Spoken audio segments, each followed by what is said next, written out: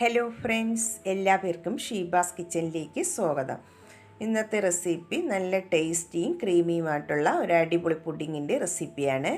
വളരെ കുറഞ്ഞ ചേരുവകൾ കൊണ്ട് തന്നെ നമുക്കത് തയ്യാറാക്കിയെടുക്കാൻ പറ്റും. നല്ല ടേസ്റ്റുമാണ്. എല്ലാവരും ഒന്ന് ട്രൈ ചെയ്ത് നോക്കണം. നോക്കിയിട്ട് കമൻസുകൾ അറിയിക്കാൻ മറക്കരുതേ. വീഡിയോ ഇഷ്ടമാകുന്നെങ്കിൽ ഒന്ന് ലൈക്ക് ചെയ്തും കൂടെ സപ്പോർട്ട് ചെയ്യണേ.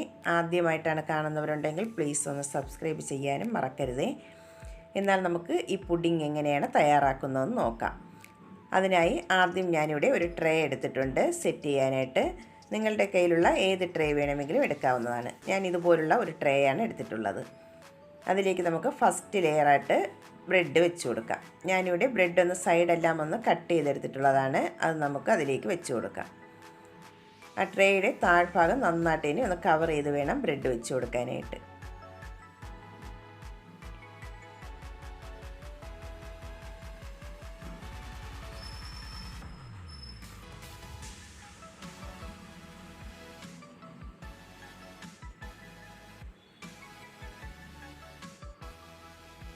ഇതിപ്പോൾ നന്നായിട്ട് ഇനി ഒന്ന് കവർ ചെയ്ത് ബ്രെഡ് വെച്ച് കൊടുത്തിട്ടുണ്ട്. ഇനി നമുക്കിത് മാറ്റി വയ്ക്കാം.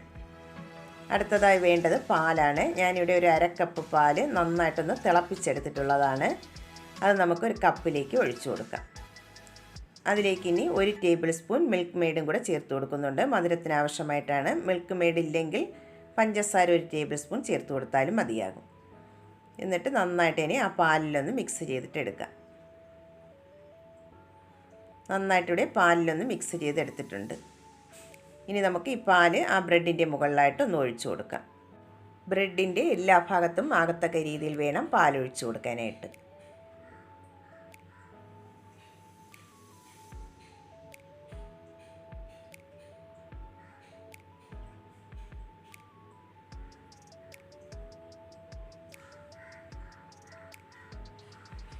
അരക്കപ്പ് പാലും അതിലേക്ക് ഒഴിച്ചെടുത്തിട്ടുണ്ട്. ഇനി നമുക്ക് ഇതിലേക്ക് ഒരു ക്രീം തയ്യാറാക്കിയെടുക്കാം. ഇത് നമുക്ക് മാറ്റി വയ്ക്കാം. അതിനായി ഒരു പാൻ എടുത്തിട്ടുണ്ട്. അതിലേക്ക് നമുക്ക് 1.5 കപ്പ് പാല് ചേർത്ത് കൊടുക്കാം.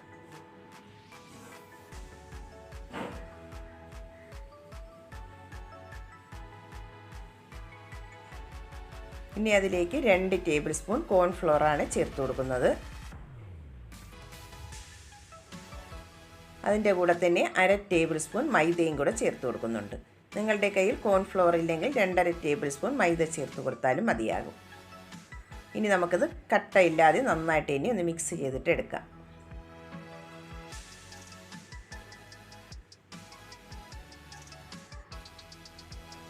നന്നായിട്ടിവിടെ കട്ടയില്ലാതെ മിക്സ് ചെയ്തെടുത്തിട്ടുണ്ട്. ഇനി നമുക്കിത് സ്റ്റൗവിലേക്ക് വെച്ച് കൊടുക്കാം. ഇനി മധുരത്തിന് ആവശ്യമായിട്ട് 1/4 കപ്പ് മിൽക്ക് മെയ്ഡാണ് ചേർത്ത് കൊടുക്കുന്നത്. മിൽക്ക് മെയ്ഡ് ഇല്ലെങ്കിൽ പഞ്ചസാര ചേർത്ത് കൊടുത്താലും മതിയാകും. 4-5 ടേബിൾ സ്പൂൺ പഞ്ചസാര ചേർത്ത് കൊടുക്കേണ്ടതാണ്. ഇതിപ്പോൾ കറക്റ്റായിട്ടുള്ളൊരു മധുരമാണ്. കൂടുതൽ മധുരം ആവശ്യമുള്ളവർക്ക് 2-3 ടേബിൾ സ്പൂൺ പഞ്ചസാരയും കൂടി ഇതിലേക്ക് ചേർത്ത് കൊടുക്കേണ്ടതാണ്. ഇനി നമുക്ക് ഫ്ലെയിം ഒന്ന് ഓണാക്കിയതിന് ശേഷം കൈ എടുക്കാതെ തന്നെ നന്നായിട്ടൊന്ന് മിക്സ് ചെയ്തിട്ട് എടുക്കാം. ലോ ടു മീഡിയം ഫ്ലെയിമിൽ വെച്ചിട്ട് വേണം ഇതൊന്ന് മിക്സ് ചെയ്തെടുക്കാനായിട്ട്. കോൺഫ്ലവർ ആയതുകൊണ്ട് ഇത് അടുക്കി പിടിക്കാൻ ചാൻസ് ഉണ്ട്.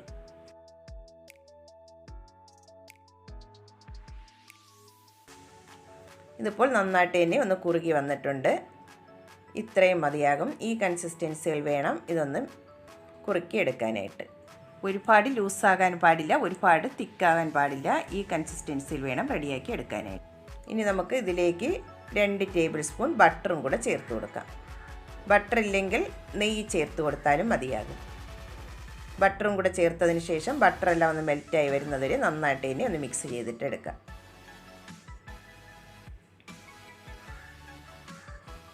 ക്രീം ഇവിടെ റെഡി ആയിട്ടുണ്ട്. ഈ കൺസിസ്റ്റൻസിയിൽ വേണം ക്രീം ഒന്ന് റെഡിയാക്കി എടുക്കാനായിട്ട്. ഇനി ഈ ക്രീം നേരത്തെ റെഡിയാക്കി വെച്ചിട്ടുള്ള ബ്രെഡിൻ്റെ മുകളിലായിട്ട് ഒഴിച്ചു കൊടുക്കാം. ആദ്യം പകുതിയാണ് ഒഴിച്ചു കൊടുക്കുന്നത്, ബാക്കി പിന്നീട് ഒഴിച്ചു കൊടുക്കാം.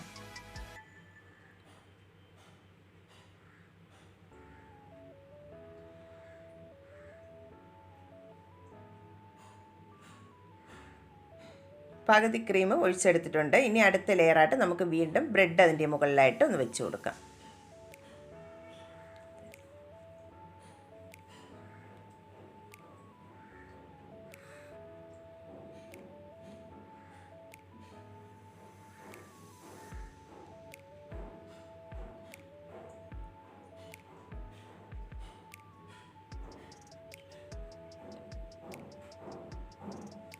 ബ്രെഡെല്ലാം വെച്ച് കൊടുത്തിട്ടുണ്ട്. ഇനി നമുക്ക് പാലാണ് വീണ്ടും ഒഴിച്ചു കൊടുക്കേണ്ടത്. ഞാനിവിടെ 1/2 കപ്പ് പാലും കൂടെ നന്നായിട്ടൊന്ന് തിളപ്പിച്ചെടുത്തിട്ടുണ്ട്. അതിലേക്ക് 1 ടേബിൾ സ്പൂൺ മിൽക്ക് മെയ്ഡും കൂടെ ചേർത്ത് ഒന്ന് മിക്സ് ചെയ്തെടുത്തിട്ടുള്ളതാണ്. അതിൻ്റെ മുകളിലായിട്ട് ഇതുപോലെ ഒന്ന് ഒഴിച്ചു കൊടുക്കാം.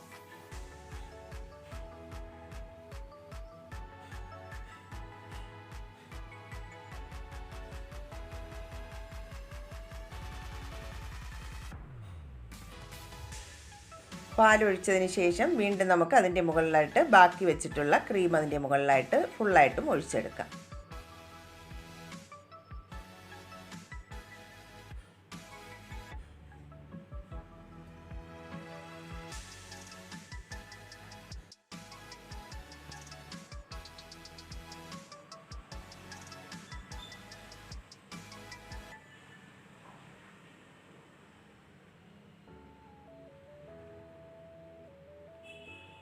ക്രീമെല്ലാം ഒഴിച്ച് ഇവിടെ സെറ്റാക്കി എടുത്തിട്ടുണ്ട്. ഇനി നമുക്ക് ഇഷ്ടമുള്ള നട്ട്സ് വെച്ച് ഇതിലൊന്ന് ഗാർണിഷ് ചെയ്ത് കൊടുക്കാവുന്നതാണ്.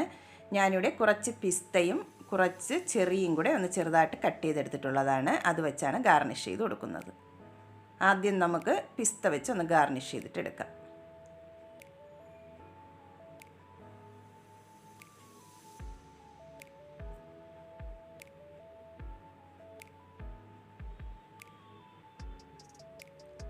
ഇനി നമുക്ക് കട്ട് ചെയ്ത് വെച്ചിട്ടുള്ള ചെറിയും കൂടെ ഇതിലേക്ക് വെച്ച് കൊടുക്കാം.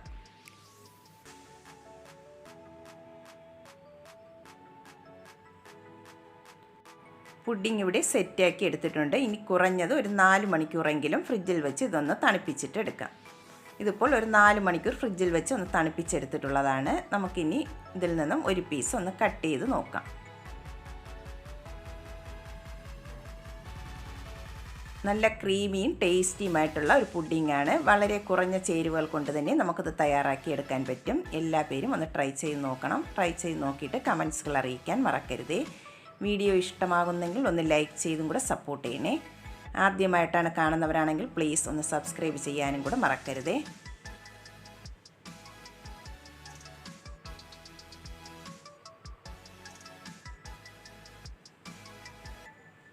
എന്നാൽ നമുക്ക് പുതിയൊരു വീഡിയോയുമായി വീണ്ടും കാണാം. Thank you.